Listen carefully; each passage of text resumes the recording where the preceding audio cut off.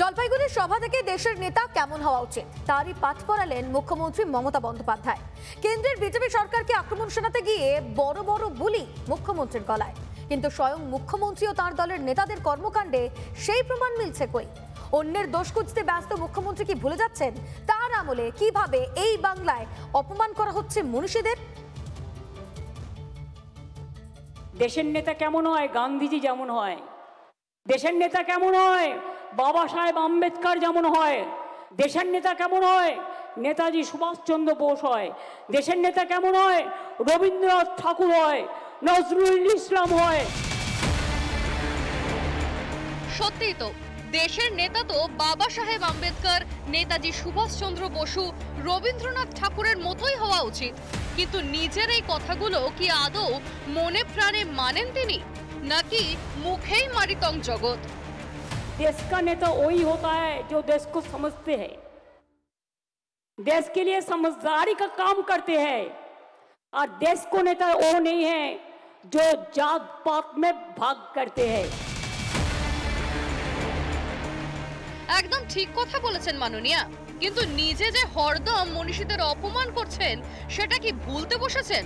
মাননীয়া, আপনার কি মনে আছে অগাস্টের শুরুতেই ঝাড়গ্রামে মিছিলে হাঁটতে হাঁটতে হঠাৎ নিজের গায়ের ঘেমো উত্তরীয় পরিয়ে দিয়েছিলেন বিদ্যাসাগরের মতো মনীষীর গলায়?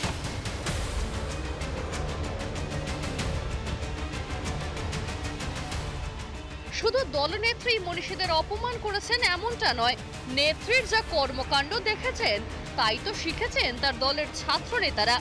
কিছুদিন আগেরই ঘটনা, চাঁচল কলেজে একেবারে বিশ্বকবি রবীন্দ্রনাথ ঠাকুরের ছবিতে আগুন জ্বালিয়ে দিলেন তৃণমূল ছাত্র পরিষদের নেতা। এসবের বিরুদ্ধে কেন গলায় টু শব্দটিও বেরোয় না মাননীয়ার? এই ছবিগুলি দেখলে অবাক হতে হয়। রাজ্যবাসী হিসেবে অপমানে মাথা হেঁট হয়ে যায়। এটাই কি তাহলে এখন তৃণমূলের রীতি? বাঙালির আবেগকে নিয়ে খেলছেন মমতা, বাঙালির অস্মিতাকে নিয়ে খেলছেন। পশ্চিমবঙ্গে রবীন্দ্রনাথ পড়ছে আর আপনি ভাষণ মেরে বেড়াচ্ছেন। বাংলা অস্মিতা নিয়ে যেটা করছেন সেটা আসলে আপনার ভোটের অঙ্ক ছাড়া কিচ্ছু নয়।